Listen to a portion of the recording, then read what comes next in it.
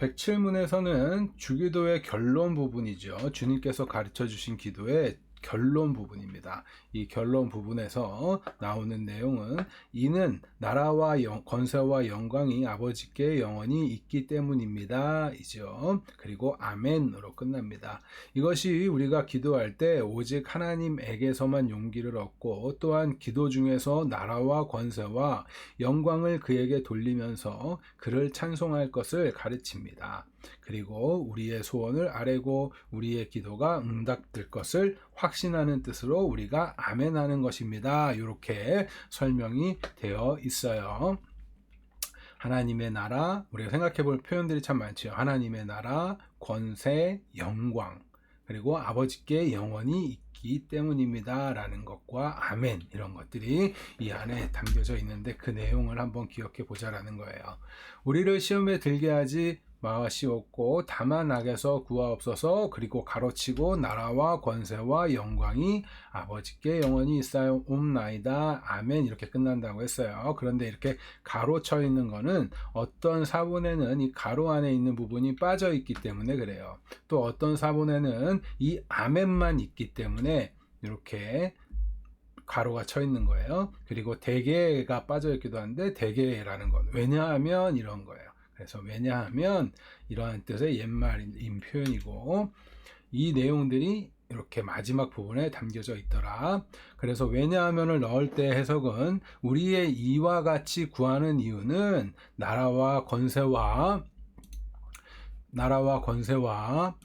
영광이 아버지께 영원히 있기 때문입니다. 이렇게 되는 거죠. 왜냐하면 우리가 이렇게 구하는 이유는 왜냐하면 이런 거예요. 그래서 우리의 소원을 아뢰고 그 기도가 응답될 것을 확신하면서 구하는 겁니다. 특별히 우리가 주님께서 가르쳐 주신 기도를 생각할 때 우리 교회 공동체, 예수님을 주로 고백하는 공동체의 슬로건이다 그랬잖아요.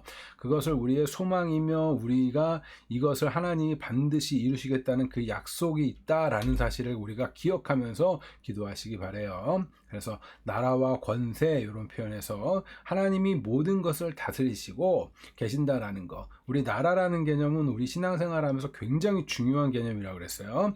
나라라고 할 때 하나님의 다스림, 통치가 있다라는 거. 그래서 마귀는 불법으로 세상에 지금 들어와 있다. 그런 개념을 좀 우리가 갖고 있는 거죠. 그래서 여호와께서 그의 보좌를 하늘에 세우시고 그의 왕권으로 만유를 다스리시도다. 이런 표현들 보면 뭐예요? 하나님이 다스리시는 거예요. 하나님이 다스리시는 거. 하나님의 백성은 하나님의 통치를 받는 자들입니다. 다시 말하면 천국이라고 할 때 그 나라는 뭐예요? 하나님의 말씀에 따라서 하나님의 법이 세워진 그 나라잖아요. 그래서 하나님의 말씀에 따라서 살아가는 사람들, 그들이 하나님의 백성이고 천국 백성이고 그 천국은 하나님의 말씀에 따라서 통치되는 그 나라를 말하는 거예요. 그래서 우리가 이 나라라는 개념을 여러분들이 잘 가지고 계셔야 됩니다. 그리고 하나님의 영광은 우리의 존재 이유가 된다라는 걸 우리는 이 기도를 통해서 또 한 번 고백하게 되는 겁니다. 고린도전서 10장 31절에 보면 그런즉 너희가 먹든지 마시든지 무엇을 하든지 다 하나님의 영광을 위하여 하라 이렇게 되어 있죠. 우리가 소요리 문답을 배우면서 이 내용들을 보면 참 재밌다라는 생각이 드는 게 뭐예요? 처음 소요리 문답 1번 1문에 나온 게 우리의 그 목적이잖아요. 그래서 우리가 뭐 하나님의 영광을 위하고 영원토록 그를 즐거워하는 것 이렇게 시작했던 그 내용이 마지막 부분에 이 영광이 또 나온다는 거 참 재밌지 않나 이런 생각이 듭니다. 그래서 우리의 우선순위가 항상 중요하다는 거 여러분들 기억하셔야 돼요. 우리가 신앙생활을 하나님이 우리의 주가 되십니다. 예수께서 우리의 주가 되십니다라는 고백을 할 때 우리가 그 고백이 진짜 중요한 고백인 이유가 뭐예요? 우리의 그 질서가 바로 세워지는 고백이죠. 우리가 죄라는 것은 내가 왕되어 있다라는 거고 내가 주되어 있다라는 것이었고 다시 말하면 이제 우리가 예수를 믿고 하나님이 주되심을 고백한다라는 건 그 질서를 다시 회복되었다라는 거 이것도 개념을 갖고 있는 거예요. 우리가 하나님을 위해 존재하는 것이지 하나님이 우리를 위하여서 존재하시는 분이 아닙니다. 이런 내용만 잘 알고 있어도 우리는 기복주의에서 이렇게 기준을 세우고 벗어날 수 있겠죠. 기복주의는 결국 뭐예요? 하나님이 나를 위해 존재하시는 분 이렇게 생각하는 거잖아요. 그래서 내가 원하는 것들 하나님은 들어줘야 되고 나는 종교 행위를 하고 이런 식으로 가는 거잖아요. 그러나 이 질서를 바로 세우는 것, 이게 굉장히 중요한 겁니다. 그래서 오직 하나님의 영광을, 이 점을 놓치면 기독교가 타락하게 되어 있는 거예요. 내가 항상 중심이 되어 있는가? 하나님이 중심이 되어 있는가? 하나님의 주대심을 우리가 가지고 살아가는가? 아니면 내가 주대심을 갖고 살아가는가? 우리가 다시 한번 말씀드리는데 굉장히 중요한 것, 주인의식을 갖고 사는 것과 내가 주인으로 사는 건 다르다고 그랬어요. 이 점을 여러분들이 기억하시면서 하나님의 영광을 위하는 것이 첫 번째구나, 이것이 질서구나, 하나님이 창조주라는 것 자체에서도 이미 표현되어 있는 거잖아요. 그러나 죄라는 것이 결국 뭐예요? 하나님이 주인 되심이 아니라 내가 주되고자 함이니까 이러한 질서가 바로 세워져 있는 것이 우리 신앙을 잘 세워갈 수 있는 기초가 되는 겁니다. 그래서 우리는 오직 하나님께만 영광을 돌려야 하는 자들입니다. 하나님께 드릴 영광을 다른 존재와 나눠서도 안 되고 그 다른 곳에 영광을 드려서도 안 되는 거죠. 우상 숭배라는 게 결국 뭐예요? 그 영광을 내가 취하는 거고 내가 하나님이 아닌 다른 것에 두는 것이에요. 그것이 바로 우상 숭배니까 여러분들 이걸 아셔야 되고, 특히 예배 시간에 이 사람을 높이지 않도록 조심해야 한다, 이런 표현들을 떠올려 보시면 과거에 마치 뭐 목사를 막 이렇게 하는 것들, 이런 문제들, 그런 것들을 지적할 수 있는 거죠. 이사야 42장 8절에 나는 여호와니 이는 내 이름이라 나는 내 영광을 다른 자에게 내 찬송을 우상에게 주지 아니하리라 말씀하셨잖아요. 그래서 이런 것들을 기억하시면서 또 예배 중에 내가 나 중심으로 가는 것도 여러분들 나를 높이는 거예요. 그 영광을 내가 가로채는 거예요. 요즘 특히 뭐 위로, 이게 굉장히 다른 건데 하나님의 은혜를 누리다 보면 위로를 받기도 하고 평안을 누리기도 하고 이렇게 되는 것인데, 위로를 목적으로 예배한다? 이거는 굉장히 잘못된 거가 되겠죠. 왜냐하면 그 중심에는 뭐가 있어요? 내가 있잖아요. 그러니까 예배는 하나님께 영광을 돌리고 하나님을 높이고 하나님의 위대하심을 나타내고 하나님의 말씀을 배우고 하는 것인데, 오늘 나한테 위로해 주길 바래, 이런 마음으로 간다라는 거는 벌써 출발 자체가 잘못된 거죠. 그 중심에 뭐를 하고 싶은 거예요? 나를 위로하고 싶은 거가 있다는 건 나를 높이고 싶다는 게 있는 거예요. 그래서 하나님과의 관계가 회복되다 보니 하나님의 말씀을 통해서 우리가 깨닫고 그 하나님의 인도하심을 느끼다 보니 위로를 받고 회복도 일어나고 하는 것이지. 자, 병 고침을 받는 거, 그런 것도 이런 거예요. 하나님과의 관계가 회복되다 보니 병을 고침을 받는 은혜도 누리게 되는 것이지, 병 고침을 받기 위해서 가는 것, 이런 자세 자체가, 출발 자체가 다르단 말이에요. 그래서 우리가 신앙을 잘 알아야 하는 것, 특히 하나님의 영광에 대해서 정말 잘 알아야 합니다. 하나님께 드릴 영광을 다른 존재에게 절대 드려서는 안 돼요. 나눠서도 안 돼요. 신명기 5장 9절 그것들에게 절하지 말며 그것들을 섬기지 말라. 나 내 하나님 여호와는 질투하는 하나님이신즉. 하나님은 이렇게까지 표현해 주잖아요. 질투하는 하나님이라고.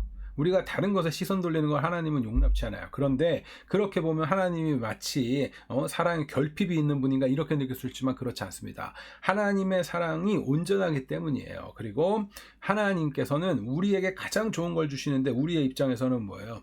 우리가 다른 곳에 시선을 돌릴 때 우리는 결국 심판받아야 되는 그 자리로 갈 수밖에 없단 말이죠. 그런데 하나님께서 그렇기 때문에 이렇게라도 사랑을 표현해 주시는 거에 감사하는 그 마음을 기억하시기 바랍니다.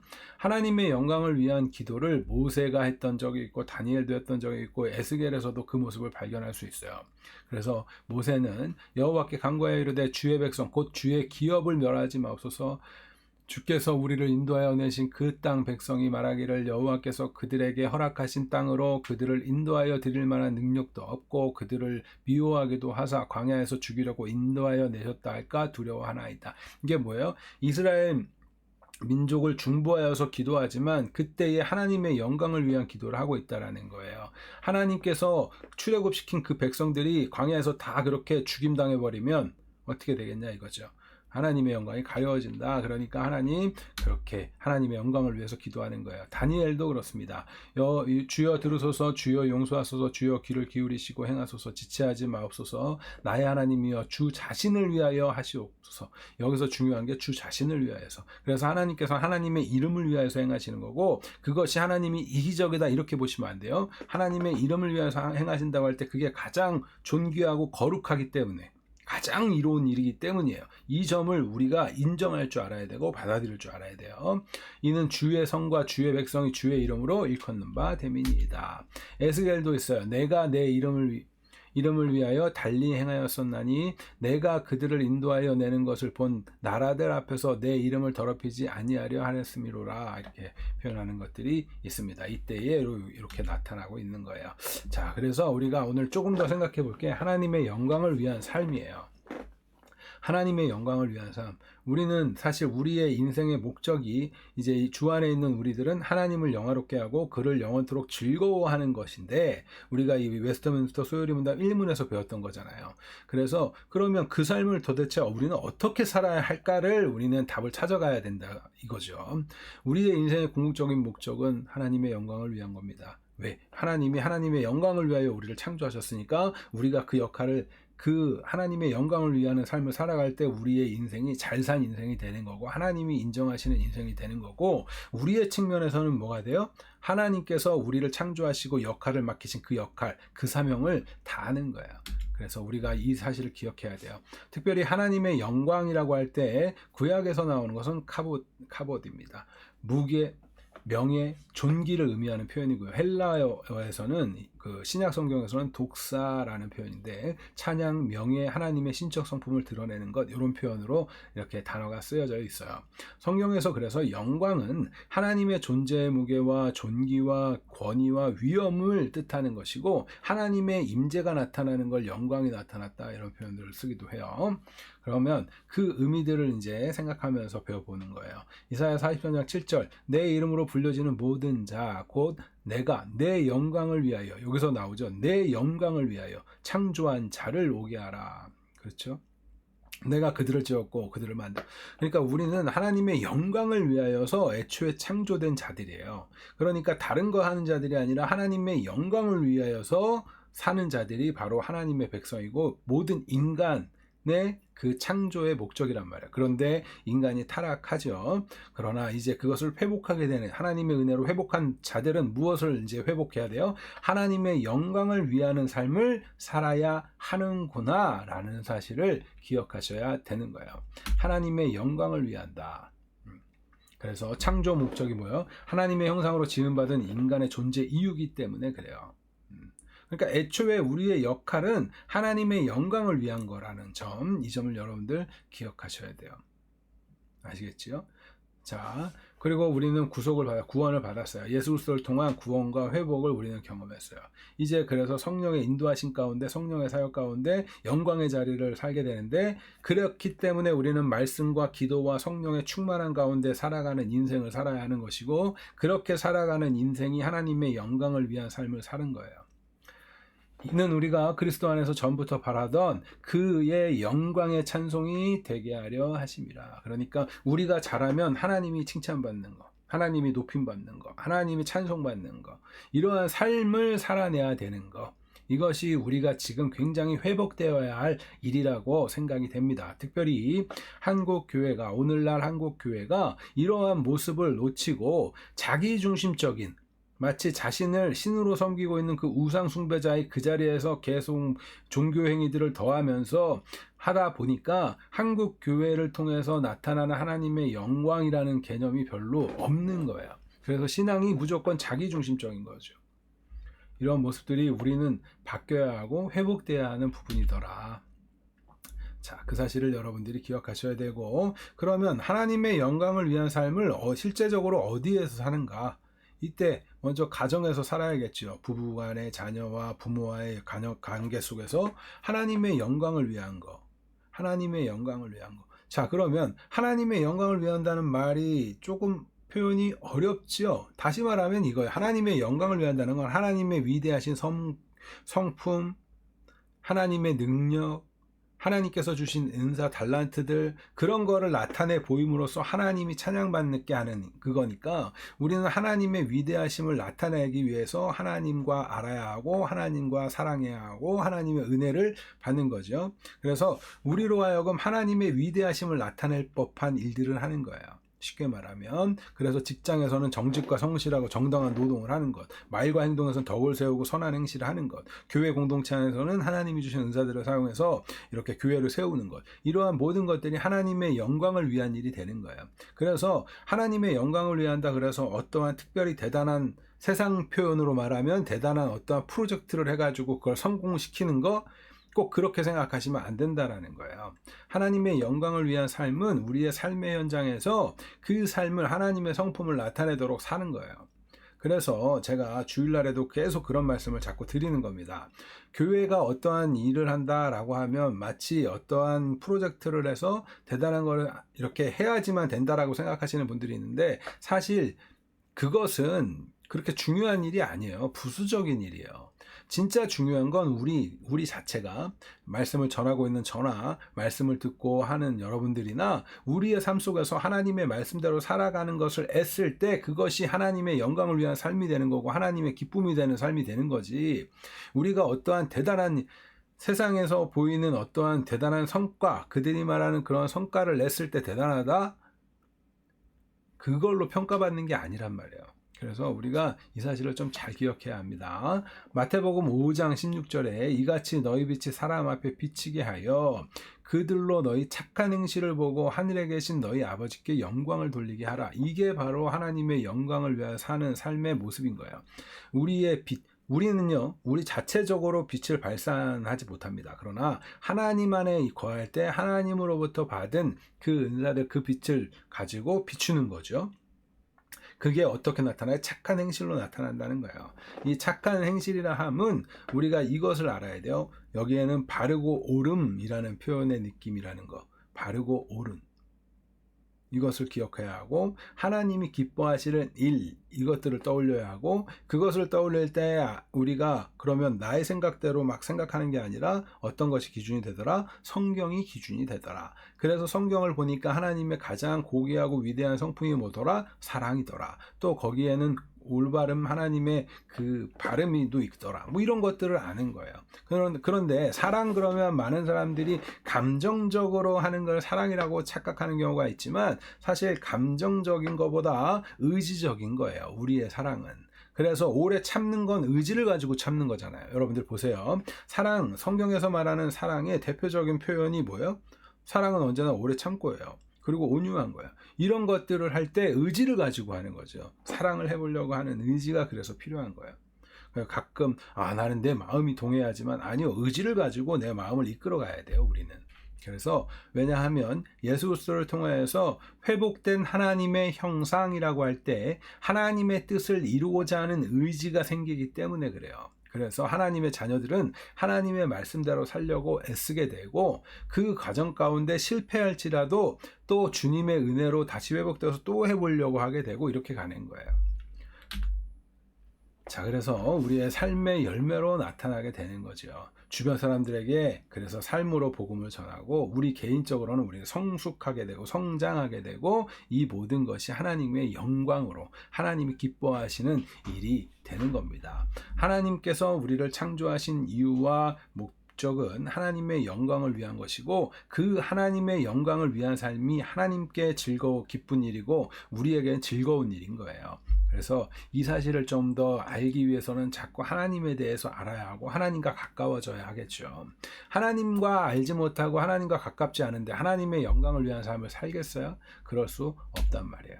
그래서 결론은 하나님을 드러내는 인생을 사는 겁니다. 하나님을 드러내는 인생. 일상에서, 삶의 모든 순간에, 모든 자리에서 내가 하나님의 자녀됨을 나타내는데, 그건 어떻게 드러내요? 사랑하고 또 용서하고 회복하고 또 화해하고 섬겨주면서 이렇게 하는 거죠. 그리고 또 고난 중에도 우리의 행실과 태도가 세상과 타협하는 방식이 아닌 하나님의 말씀을 순수하게 지키려고 하는 방식으로 행하는 거예요. 그럴 때 그 믿는 자들은 좀 다르구나, 예수 믿는 자들은 좀 다르구나, 이런 모습들이 나타나질 때 하나님의 이름이 높아지게 되는 거죠. 언제까지? 영원까지. 하나님을 영원롭게 하는 삶은 영원까지 하는 것이고, 그 영원한 가치가 있는 게 바로 하나님의 영광을 위한 삶이에요. 자, 요한복음 17장 4절. 아버지께서 내게 하라고 주신 일을 내가 이루어 아버지를 이 세상에 영화롭게 하였사오니. 그렇죠. 예수님께서 그러한 모습을 보인 것처럼 우리도 그 일 하는 겁니다. 그래서 이런 내용들은 나중에 좀 나눠보면 좋을 것 같긴 한데, 한번 나눠보는 시간이 생기면 나눠보도록 하겠습니다. 자, 맨 마지막 표현의 아멘입니다. 아멘. 기도나 찬양 말 끝에 그 내용에 찬동한다 라는 뜻으로 이렇게 표현하죠. 그래서 동사로는 확실하다, 명사로는 진리, 부사로는 참으로, 끝맺는 말로는 확실히 그렇게 되어지다, 그렇게 해주시옵소서, 이런 의미로 사용하는데, 진실로 이런 표현도 아멘 아멘 이렇게 나오는 거고요. 우리가 아멘이라고 할 때 그 안에 우리의 신앙의 고백이 담긴다라는 거, 그렇게 되는 것을 내가 믿습니다 라고, 나는 확신합니다 라는 고백을 가지고 하는 거예요. 느헤미야 8장 6절에 에스라가 위대하신 하나님 여호와를 송축하며 모든 백성이 손을 들고 아멘 아멘 하고 응답하고 몸을 굽혀 얼굴을 땅에 대고 여호와께 경배하니라.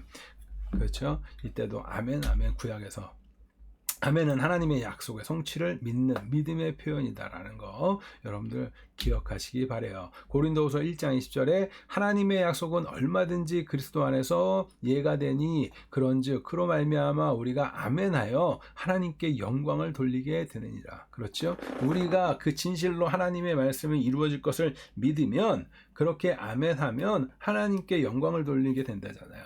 여러분들 주일날 예배드리면서 성경을 함께, 제가 원래 이제 보통 낭독을 먼저 이렇게 선포를 하죠. 말씀을 선포하는데 제가 일부러 여러분들하고 함께 읽는 거예요. 함께 읽는 거를 자꾸 훈련하시라는 의미도 담겨져 있어서 그렇게 하는데, 여러분들 성경을 읽고 아멘 하셔야 되죠. 그게 정말 그렇게 되기를 믿으신다면 그런 것들도 기억하시면서 아멘이라는 말을, 고백을 좀 하시고. 그런데 이게 아무 때나 아멘 하면 안 돼요. 자, 이 얘기만 하면은, 제가 과거에도 직접 제가 보고 그런 상황들을 보면서 참 어이가 없었지만, 앞에서 목사들이 이렇게 나와서 강사들이나 목사나 무슨 부흥 강사 이런 사람들 나와가지고 농담 따먹게 하는데 거기에도 아멘하고 그거를 강요하고 그런 이상한 짓 하면 안 돼요. 저는 그게 너무 사실은 좀 화가 납니다. 왜 화가 나냐면, 하나님의 그 말씀이 선포되어지는 그 자리에 그 가치를 너무 없게 만드는 일이어서 사실은 좀 화가 나요. 그렇게 하는 부흥 강사들이나 목사들이나 아무 생각 없이 가만히 있다가 아멘 아멘 하는 거 보면 좀 그래요. 우리는 이 마음, 진짜 진실된 마음으로 그렇게 되길 원하고 고백하는 마음으로 아멘 했으면 좋겠어요.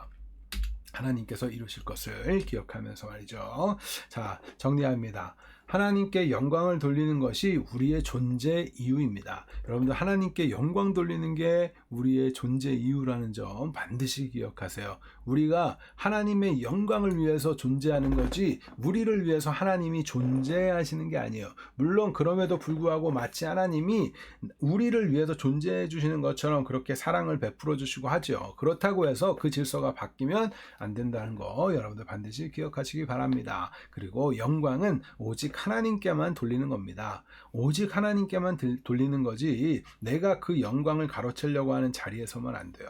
그런데 이 우상 숭배라는 거, 결국 나 자신을 위해서 뭔가 챙기고자 하는 그런 것들이 하나님의 영광을 가로채는 거다라는 거를 기억하셔야 하고, 우리가 마지막으로 배웠던 아멘이라는 것은 하나님의 하나님께 대한 그 약속에 대한 신앙 고백을 하는 거예요. 하나님의 약속에 대한 신앙 고백, 그 마음으로 하는 거예요. 하나님의 언약은 반드시 이루어지고 이미 이루어진 것이 이 땅에 가시적으로 나타나게 완성되어져 보이잖아요. 그걸 우리가 성경을 통해서 알고 그걸 확신하면서 아멘하는 거예요. 그리고 이 아멘 할 때 하나님께서 기뻐하신다, 이 사실을 기억하시면서 여러분들이 주님께서 가르쳐 주신 기도뿐만 아니라 우리의 그 간구 기도들을 행하시면 되겠습니다.